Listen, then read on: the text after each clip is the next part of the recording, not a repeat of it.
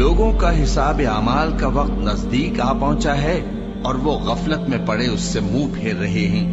ان کے پاس کوئی نئی نصیحت ان کے پروردگار کی طرف سے نہیں آتی مگر وہ اسے کھیلتے ہوئے سنتے ہیں۔ ان کے دل غفلت میں پڑے ہوئے ہیں اور ظالم لوگ آپس میں چپ کے باتیں کرتے ہیں کہ یہ شخص کچھ بھی نہیں مگر تمہارے جیسا آدمی ہے، تو تم آنکھوں دیکھے جادو کی لپیٹ میں کیوں آتے ہو؟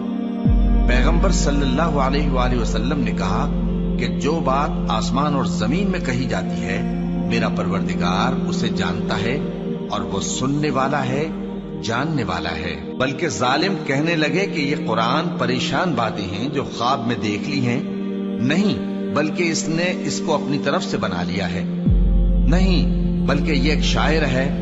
تو جیسے پہلے پیغمبر نشانیاں دے کر بھیجے گئے تھے اسی طرح یہ بھی ہمارے پاس کوئی نشانی لائے۔ ان سے پہلے جن بستیوں کو ہم نے ہلاک کیا وہ ایمان نہیں لاتی تھی، تو کیا یہ ایمان لے آئیں گے؟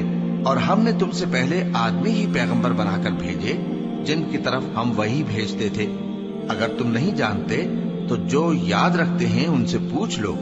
اور ہم نے ان کے ایسے جسم نہیں بنائے تھے کہ کھانا نہ کھائیں اور نہ وہ ہمیشہ رہنے والے تھے۔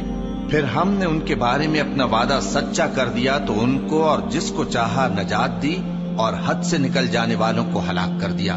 ہم نے تمہاری طرف ایسی کتاب نازل کی ہے جس میں تمہارا تذکرہ ہے، کیا تم نہیں سمجھتے؟ اور ہم نے بہت سی بستیوں کو جو ظالم تھیں پیس ڈالا اور ان کے بعد اور لوگ پیدا کر دیے۔ جب انہوں نے ہمارے عذاب کو دیکھا تو لگے اس سے بھاگنے۔ مت بھاگو اور جن نعمتوں میں تم عیش و آسائش کرتے تھے ان کی اور اپنے گھروں کی طرف لوٹ جاؤ، شاید تم سے اس بارے میں دریافت کیا جائے۔